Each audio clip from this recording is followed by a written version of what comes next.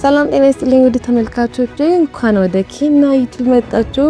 በዚህ ዩቲዩብ ላይ ልክ እንደኔ ያላችሁ ወጣቶች ያው ብዙም ባላቅም ግን የምናውቀውን ተማመራለን፣ እንማማራለን ወይም ደግሞ ለምን ማለት ነው ታስተምሩኛላችሁ፣ ደግሞ እናንተን አስተምራችኋለሁ። ያለፍንበት የተለያየ መንገድ ስለሆነ እሱን የምንማርበት ቻናል ነው። በዚህ ቻናል ላይ ሀሳብ አስተያየት መስጠት በደንብ ይቻላል። የፈለጋችሁትን ሀሳብ ኮሜንት ላይ ያስቀምጣችሁ በእሱ ሀሳብ መሰረት መናገር ይቻላል። የተመቻችሁን ነገር የማድረግ ሙሉ መብት አላችሁ። ልክ እንደ ቤተሰብ በዚህ ቻናል ላይ የምንነጋገር ይሆናል ማለት ነው። ቪዲዮውን ጨርሳችሁ እንድታዩልኝ በአክብሮት እየጠየቅኩኝ፣ ቪዲዮ ከተመቻችሁ ላይክ አድርጉልኝ። ሀሳብ ካላችሁ እንዳልኳችሁ በኮሜንት እንዲሁም ደግሞ ሰብስክራይብ ማድረግ እንዳይረሳ። ይመቻችሁ። እሺ የዛሬ ፕሮግራሜ ደግሞ ምንድነው? ያው የመጀመሪያ የዩቲዩብ ቪዲዮ እንደመሆኑ መጠን የዛሬ ፕሮግራሜ ብያሳኩት ከእናንተ ጋር እንዲያስተዋውቀኝ ወይም ደግሞ ከእናንተ ጋር ያግባባኛል ብዬ ያሳኩት ነገር ምንድነው? ያው 21 ዓመቴ ነው እና በዚህ 21 ዓመት ጉዞ ብዙዎቻችሁ ልትስቁ ነው፣ ግን እሺ ይሁን። ግን በዚህ 21 ዓመት ጉዞ ላይ የተማርኩባቸው 21 ነገሮች ወይ ደግሞ የገቡኝ 21 ነገሮች ካሉ ብዬ ሳጠና ለካ አሉ።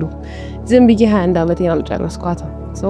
እሷን ለእናንተ ሼር አድርግላችኋለሁ። ኖርማል የማይመስሉ ስናደርጋቸው ምናምን ከሰዎች ዘንድ ነቀፌታን ሊያሰጡ ወይም ደግሞ ይሉኝታ በደንብ ተጭኖን ሁልጊዜ የምናደርጋቸው ነገሮች ግን ደግሞ ልክ ያልሆኑም 21 ነገሮችን እኔ የተማርኩባቸው ለእናንተ ሼር አድርግላችኋለሁ። በእርግጥ በዚህኛው ቪዲዮ 21ዱን ብናገር ወይ ሀሳቦችን እንደልባችን አንነጋገርም ወይም ደግሞ ቪዲዮ በጣም ይረዝምብናል። ስለዚህ ለእናንተም በጣም አሰልች ይሆናል። ስለዚህም ብዬ አሰብኩኝ 21 ለ3 ከፋፈልኩትና 77 ጥያቄ በየቪዲዮ እንመልሳለን ማለት ነው። እኔ የገባኝን ከዛም ደግሞ እናንተ ኮሜንት ላይ ጽፉልኛላችሁ። የእናንተን ኮሜንት እየወሰድን ያነበብን እርስ በርስ ምንማማር ይሆናል ማለት ነው። እስከ ፕሮግራማችን ፍጻሜ ድረስ አብራችሁን በድጋሚ ተመልሰን እንመጣለን። እሺ የመጀመሪያ ፕሮግራማችን የሚሆነው ምንድነው?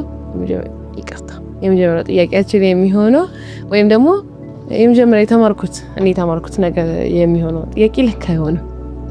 የመጀመሪያ የተማርኩት ነገር የሚሆነው የመጀመሪያ ላንብብላችሁ። ለሰራሁት ስራ ወይም መጥፎ ወይም ጥሩ ነገር ኃላፊነቱ ራሴን እንደምወስድ ተምሬያለሁ።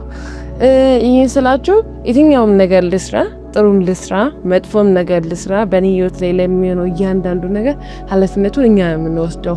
የትኛው መልካም ነገር እናድርግ ቁጭ ብሎ የሚጠብቀን እኛ ነው። የትኛው መጥፎ ነገር እናድርግ ቁጭ ብሎ የሚጠብቀን እኛ ነው። አይ ቲንክ ባለሳት የሆነ ካርማ የሚባል ነገር አለ። ይሄን ጓደኛዬ ነገረኝ እና ካርማ የሚባል ነገር አለ እና እያደረግነው የትኛውም ነገር እንዘራለንም እናጭዳለንም። ባይብልም ይናገራል አይደለ? ያው ክርስቲያኖች ዘርቶ ማጨድ እኛ እናምናለን ክርስቲያን ስለሆንኩኝና አይ ቲንክ በእስልምና እምነት ተከታዩ ዘንድ ይሄ ነገር አለ። በየትኛው እምነት ተከታዩ ዘንድ ዘርቶ የማጨድ ነገር እንዳለ ሁላችንም የምናውቀው ነገር ነውና የትኛው መልካም ነገር እናድርግ እንዲሁም የትኛው መጥፎ ነገር እናድርግ ራሳችንን ነው እንጂ የሚጠብቀን፣ ራሳችንን ተቀምጦ ይጠብቀን እንጂ ሌላ ማንም ኃላፊነቱን አይወስዱልንም። ማንም ቤተሰብ አይወስድልንም፣ ጓደኛ አይወስድልንም። አጠገባቸው ያሉ ነገሮች ስለማይወስዱልን በዚህ በ21 ዓመቴ ላይ ለማድረጋቸው እያንዳንዱ ነገሮች ወይ ለምዛራቸው እያንዳንዱ ነገሮች በኋላ ላይ ጥሩ የሚሆን መጥፎ አድርገው የሚጠብቁት እኔ ስለሆነ ኃላፊነት የሚፈልጉት ከኔ ስለሆነ ለነሱ መጠንቀቅ እንዳለብኝ ተምሬያለሁ ማለት ነው። በፍጹም አላደርገውም ያልኳቸው ነገሮችን ላደርጋቸው እንደምችልና በፍጹም ሰውን እንዳልገምት በኢየሱስም ይሄ በጣም በህይወቴ አላደርጋቸውም ያልኳቸውን ሰው ራሱ እንዴት ያደርጓል ያልኩትን ነገር አድርጌው ራሴ ስለማቅ ማለት በኢየሱስ በጣም አድርጌው አውቃለሁ። በጣም አድርጌው አውቃለሁ። አላደርግም የሆነ ከዛሬ 3 ዓመት 4 ዓመት በፊት ነው የምትጠይቁኝ አላደርገውም ይሄ ነገር ጭራሽ እንዴት ሰው እንደዚህ ያደርጋል ምናምን ብዬ የነበረና ሰውም ሲያደርግ ራሱ ሲያደርጋቸው ለምን ያደርጋል የምላቸውን ነገሮች ራሴው በስነ ስርዓት አድርጌው በስነ ስርዓት እያንዳንዱ ነገር ተግብሬ ያውቃለሁ እና ሰውን ጀጅ እንዳላደርግ ሰውን በፍጹም እንዳልገመት ዛሬ ባደረገው ነገር ኪነ ያደረገ እንደኔ ግን መቼም አላደርግም እንዳልል ህይወት በጣም አስተምራኛለች። 21 ዓመቴ ላይ እስካሁን በ21 ዓመቴ ያው ብዙዎቻችን ልንማር የምንችለው በጣም ብዙ ጊዜ በደንብ ከ18 እስከ 21 ዓመት ያለው ታይም ነው አይደለ? በሱ ጊዜ በየስም በጣም ብዙ ነገሮችን አይቼባቸዋለሁ ተምሬለሁና ሰው ሲያደርግ አላደርግም እንዳትሉ ታደርጉታላችሁ እና ትወድቁበታላችሁ። ደግሞ አላደርግም ባላችሁት ነው የምትወድቁት እና ሰው መቼም ጀጅ እንዳታደርጉ። ኦኬ ተፈጠረበት ብላችሁ እለፉ እንጂ ጀጅ ካደረጋችሁ ወይኔ እንደዚህ ይደረጋል እኔ መቼም አላደርግም ካላችሁ እመኑኝ ከነሱ ብሳችሁ ከነሱ የበለጠ ነገር አድርጋችሁ ነው የምትገኙት። ስለዚህ በህይወቴ የተማርኩት አንድ ነገር ቢሆን ሰው ሲያደርገው ለምን አደረገው ያልኩትን ነገር አድርጌ ነው ያዩትና ጀጅ ለማድረግና ሰው እንደተሰረክ አላደርግም አለማለት። ሶስተኛው ደግሞ ምናየው የምንኖረው ህይወት የኛ እስከሆነ ድረስ ኃላፊነቱ ራሳችን መውሰድ እንዳለብን። ይሄኛው ከመጀመሪያው የመሳሰለው መሰለኝ፣ ግን በትንሹ ለየት የሚያደርገው ምንድነው የምንኖረው ህይወት ላይ ለምንወስናቸው ውሳኔዎች ኃላፊነት መውሰድ ነው ያለብኝ። አይኖ ቤተሰብ በጣም ይወደናል፣ በጣም ያከብረናል፣ እንደ ልጅ ይሳሳልናል፣ ያስብልናል ቤተሰብ። ግን ደግሞ ቤተሰብ እኛን ህይወት አይኖርልንም። ይሄ ስል ከብዙ ወላጆች ጋር እንደምጣላ ኢቨን ኢፍ ከራሴ እናት ጋር እንጋጭ ሀሳቤ ያጋጨናል።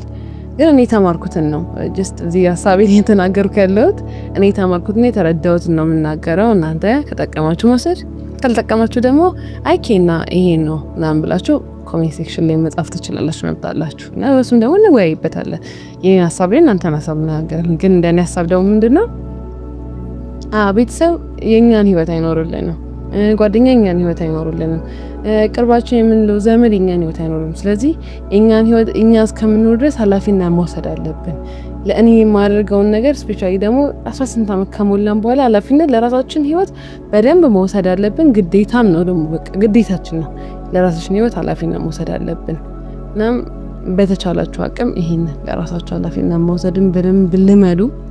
በደንብ የሆነ ታይም ላይ ቤተሰብ ልክ ሲሄድ ግራ ተጋባላችሁ። ቤተሰብ ከእናንተ ሲርቅ በጣም ግራ የምትጋቡበት ሁኔታ ውስጥ ነው የምትሆኑት። ምክንያቱም እግዚአብሔር ይመስገን ሰዎች ሁለቱም አሉ፣ ግን የሆነች ታይም ላይ ከነሱ ምርቅባቸው አጋጣሚዎች ተፈጥረው ነበረ እና ያቺ ታይም ራሴ እንድበስል አድርጋኛለች። ለራሴ ህይወት ኃላፊነት መውሰድ ራሴ እንዳለብኝ ዛሬ በማላውቀው ነገር ቤተሰቦቼን ባጣ ነገ ተመልሼ ሰው መሆን እንደምችል፣ መቆም እንደምችል፣ መስራት እንደምችል፣ መንቀሳቀስ እንደምችል እና ኃላፊነትን መውሰድ መፍራት እንደሌለብኝ አስተምራኛለች። እና በቃ ለራሳችሁ ህይወት ራሳችሁ እስከምትሆኑ ድረስ ኃላፊነት ውሰዱ። በቃ የትኛውም ነገር ለማድረግ ኃላፊነት ውሰዱና ሞክሩት። በቃ ሞክሩት። ከተሳካ ይሆናል፣ ካልተሳካ ይሆናል። ለራሳችሁ ህይወት የሚጠቅማችሁ እናንተ ናችሁ የምታውቁት። ቤተሰብ አይ ቲንክ ቀድሞ ይረዳል፣ ግን መሞከር ይሻላል ብዬ አስባለሁ። ይህን ያሳብረው ምንም እሺ፣ ከቤተሰባችሁ ጋር እንዳታጣሉኝ። አራተኛው ደግሞ አጠገቤ ወይም ጓደኞቼ የሚሆኑት ሰዎች ውሎዬን የህይወት መንገድ መምረጥ ያለብኝ ራሴ እንደሆንኩና ከነዚህ አንዱ እንኳን ልክ ካልሆንኩ ተጠያቂው ራሴ እንደሆንኩ። ይሄ እንዴት እንድትረዱ ይፈልጋል መሰላችሁ? በህይወታችን ላይ የራሳችን የህይወት መንገድ አለን፣ የራሳችን ጓደኞች አሉን፣ እንዲሁም ደግሞ አጠገባችን የሚሆኑ ሰዎች እንዲሁ ውሏችን አለ አይደለ? እሱን መምረጥ በስትክክል መምረጥ ካልቻለን ህይወታችን ልክ እንደማይመጣ እናውቀዋለን። ያ ህይወታችን ልክ ካልመጣ ደግሞ ለዛ ነገር ተጠያቂ የምናደርገው ወይ ጓደኞቻችንን ወይ ውሏችንን ወይም ደግሞ የህይወት አጋጣሚዎችን አይደለም፣ ራሳችንን ተጠያቂ ማድረግ ያለብን።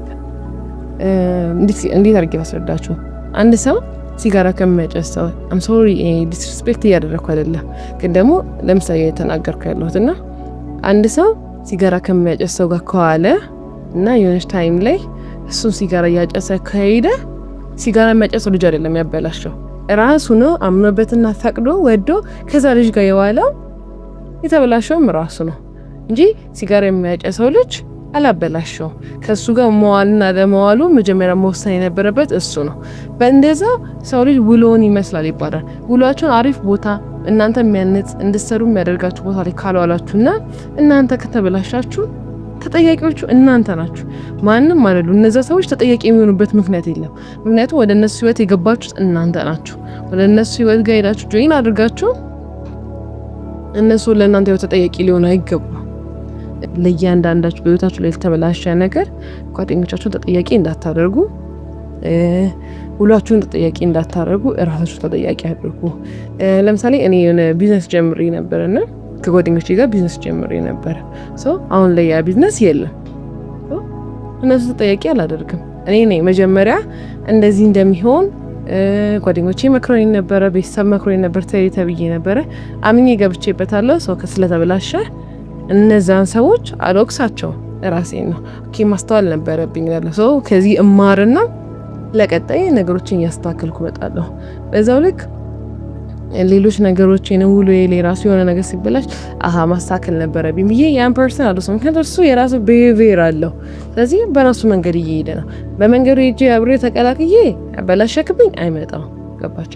ስለዚህ የራሳችን ላይ ለሚመጡ በጓደኛ ግፊት ይመጣ የትኛውም ነገሮች ራሳችን ኃላፊነት መውሰድ ያለብን፣ ራሳችንን ማራቅ ያለብን፣ ራሳችንን ነው መጠበቅ የምንችለውም ራሳችንን።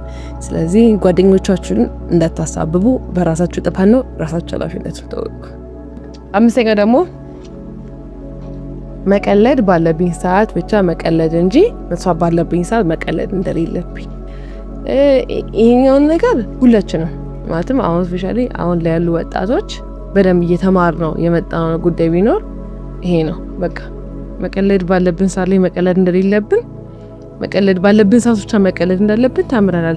ያው እናንተ ጋር ያለ ነገር ነው። ይሄን ብዙም አላብራራው እንደኔ ያረዳል ማለት ግን መስራት በጣም ኢምፖርታንት ነው። የኑሮ ሁኔታ እያያችሁት ነው፣ እያጋጠመ ያሉ ነገሮችን እያያችሁ ነው። ስለዚህ ሳንሰራ ደግሞ ሰርቫይቭ ማድረግ አንችልም። ነገር የራሳችን ህይወት የሚባል ነገር እንመሰረታለን።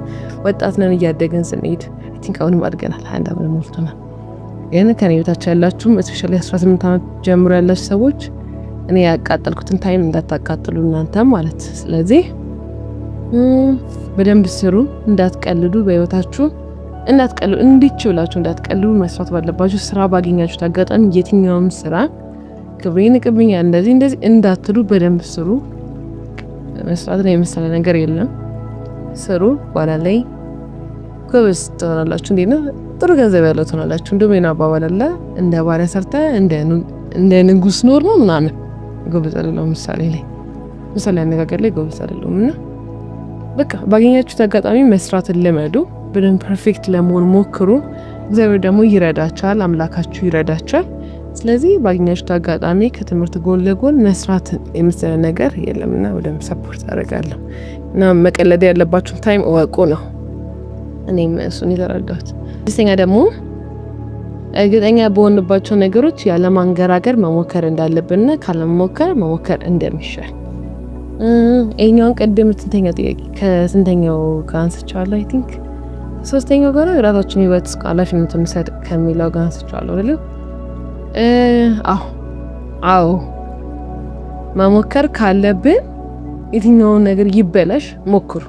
በቃ ማለት ሞክራችሁ ገንዘባችሁን የምታጡት አውጡት። ግን በጣም በገንዘብ ሊተመን የማይችል ኤክስፒሪየንስ ታተርፋላችሁ። ጓደኛችሁ ታጣላችሁ፣ አዎ አጡት። ከዛ ጓደኛችሁ የሆነ ነገር ትማራላችሁ። የሆነ ነገር ታጣላችሁ፣ ቤተሰብ እንዳያሳጣችሁ የነገር እንጂ ሞክሩ። ይበላሽ ሞክሩ። ነገሮች አልተስተካከለም ሞክሩ። የትኛው ነገር አሪፍ አልመጣም ሞክሩ። በቃ እንደመሞከር በጣም ማለትም እንዴት ብዬ ላስረዳሽ፣ ትልቅ ነገር የለም ማለትም መሞከር በጣም ለማደጋችሁ ትልቅ ቁልፍ የሚይዘው እሱ ነው። እና እኔም እየሞከርኩ ነው። ያሲኖ ብሏል እየሞከርኩኝ ነው ብሏል። እና ይበላሽ፣ የትኛው ነገር አልተስተካከለም ይበላሽ፣ አልሆነም ይበላሽ። ማስተካከል ትችላላችሁ እናንተ ነገር ይሄን ነገር ማስተካከል ትችላላችሁ። እና ሞቲቬት ያረኳችሁ አይደለም፣ ግን ደግሞ ሞክሩ። ይበላሽ ጌታ የትኛውን ስራ ስሩ፣ ኦኬ ይበላሽ። የትኛውን ነገር አድርጉ፣ ኦኬ ይበላሽ። ግን ከሞክር ወደ ኋላ እንዳትሉ ማለት። አራተኛ ምንድነው አሁን ያለበት ሁኔታ አለመናቅ እንዳለብኝ የዚህ ቪዲዮ መጨረሻው ነገር ነው። ምንድነው አሁን ያለብኝን ነገር አለመናቅ እንዳለብኝ። አዎ አሁን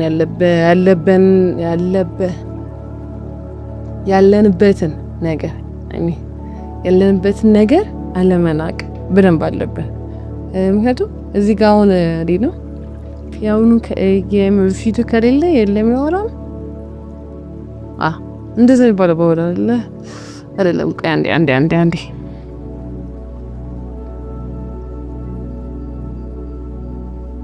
ከፊቱ ከሌለ የለም ያወራል ምናምን የሚባል አባባል አለ። እና አሁን ያላችሁበትን ቦታ ካላከበራችሁት አሁን ያላችሁበትን ቦታ ካላከበራችሁት ካልወደዳችሁት አደርሱም። ይሄማ እንዲህ ብዬ ላስረዳችሁ። አሁን ያላችሁበትን ቦታ ለነጋችሁ መሰላል እንዳለ ማወቅ አለባችሁ። እንዴት ብዬ ላስረዳችሁ? እንዲህ ነው የኔ ፐርስፔክቲቭ በጣም እየተለየ መጣ። ምሳሌ መሰላል ታውቃላችሁ አይደለ? መጀመሪያ ታች ትረግጡና በኋላ ላይ በእግራችሁ የምትረግጡትን በእጃችሁ መጀመሪያ ትይዙታላችሁ። በኋላ በእግሬ ስለምረግጠው አሁን በእጄ ሊይዘው አትሉ አይደለ? መጀመሪያ አሁን ያላችሁበትን ቦታ አክብሩትና ለበኋላችሁ መሰላል እንዲሆናችሁ አድርጉት። ለበኋላ እንደሚያስተማምናችሁ ለበኋላ ላይ ስትሄዱ ሰክሰስፉል ስትሆኑ ዞር ብላችሁ እንደምታወሩበት እርግጠኛ ናችሁ። አሁን ያላችሁን ቦታ አክብሩት። ከዚህ ያን ነገር ለማሳደግ ሞክሩ። አሁን ያላችሁ ቦታ ስታከብሩት ነው። አንድ ብር ስታገኙ ነው አይደለ? ሁለት ብር እንዲኖራችሁ የምትፈልጉት። ሁለት ብር ስታገኙ አራት ብር እንዲኖራችሁ፣ አራት ብር ስታገኙ 8 ብር ምናምን ገባችሁ አይደለ? አንድ ብር አንግዝም ብላችሁ የምትጥለው ከሆነ በኋላ ይመጣል 1 ብር ነው። ተራ ነው የሚሆንባችሁ። በኋላ ይመጣል 1 ብር ነው። ግን ያችን 1 ብር አክብራችሁ ስታስቀምጧት በኋላ ላይ 1 ብር ሲጨመር 2 ብር ይሆንላችኋል። እየበዛ ይላል። ስለዚህ አሁን ያላችሁበትን ቦታ በደንብ ቫሉ ከሰጣችሁት፣ ዋጋ ከሰጣችሁት፣ ይህን ስላችሁ የሚከበር ማንነት አለ። አሁን ላይ ልናከብረው የሚገባል፣ ላናከብረው የሚገባ አሁን ደግሞ አለን። እሱን በቀጣይ ቪዲዮ ምናምን ብቻ እናወራበታለን እና የእናንተንም ኮሜንት አይቼ ከእሱ ጋር አብረን ዜና ዲስከስ እናደርጋለን።